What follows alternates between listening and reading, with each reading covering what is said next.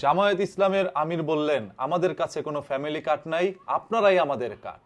তারেক রহমানের বক্তব্যের পরে জামায়াত ইসলামের আমির এরকম কিছু কথা বলেন, যেখানে তিনি বলেছেন, আমরা কারো প্রতি দয়া দেখাবো না, কারো দয়াও নিব না। আমরা সেই সকল মানুষগুলোকে খুঁজে বের করব যারা আসলে অভিজ্ঞ, যারা আসলে শিক্ষিত, দক্ষ, তাদেরকে কাজ দিব।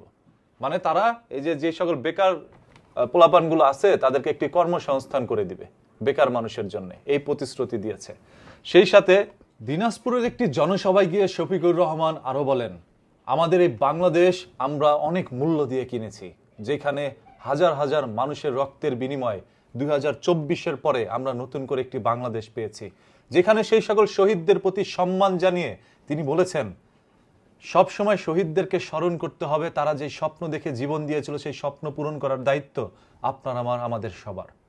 তাই চলুন সবাই একত্রে একটি নতুন বাংলাদেশ গড়ে তুলি। তিনি আরো বলেছেন, এতদিন পর্যন্ত আমরা শুনতাম টেকনাফ থেকে তেতুলিয়া পর্যন্ত মানুষ উন্নয়ন করে যাচ্ছিল, আজকে সেই জিনিসটাকে আমরা উল্টো করে দেখব।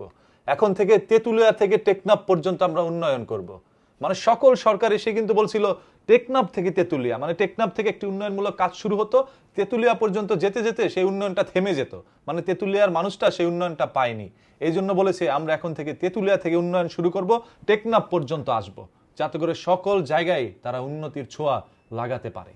এছাড়াও যাদের মনের মধ্যে বিভ্রান্তি ছিল যে জামায়াতে ইসলাম নির্বাচিত হওয়ার পর হয়তোবা নারীদেরকে আর বেপর্দায় রাস্তায় বেরোতে দিবে না, নারীদের জন্য হাজার ধরনের নিয়ম কারণ তারা শুরু করে দিবে, ইসলামী শরীয়ত অনুযায়ী নারীদেরকে ঘর থেকে বেরোতে দিবে না।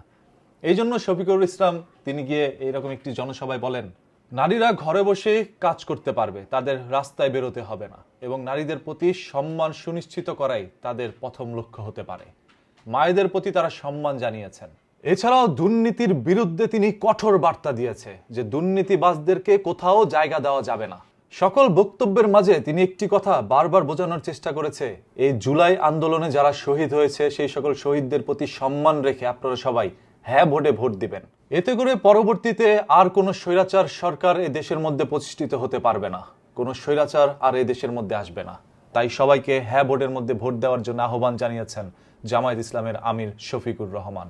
শফিকুর রহমানের গতকালকের 3টি বক্তব্যের কারণে এখন পর্যন্ত সোশ্যাল মিডিয়ায় অনেক ধরনের সমালোচনা হচ্ছে। এর মধ্যে একটি হচ্ছে, বিএনপির জনাব তারেক রহমান বলেছিলেন আপনাদের সবাইকে ফ্যামিলি কার্ড দিবে, আপনাদেরকে হেলথ কার্ড দিবে, আপনাদেরকে কৃষি কার্ড দিবে।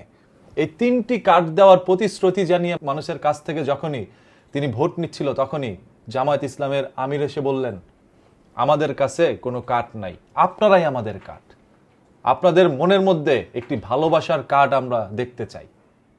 মানে জামায়াত হচ্ছে এরকম একটি দল যে মানুষের কাছ থেকে ভালোবাসা নেওয়ার জন্য তারা শুরু থেকে এই পর্যন্ত অনেক পরিশ্রম করে আসছে, এবং মানুষকে কোনো উল্টাপাল্টা প্রতিশ্রুতি এখন পর্যন্ত দেয়নি। যা দিচ্ছে সব ভালোই দিচ্ছে। অন্যদিকে বিএনপিও কিন্তু এই নির্বাচনে অনেকটা এগিয়ে আছে, দুজনেই ভিন্ন গতিতে আগাচ্ছে। দেখা যাক নির্বাচনে কোন দল আসলে বিজয়ী হয়।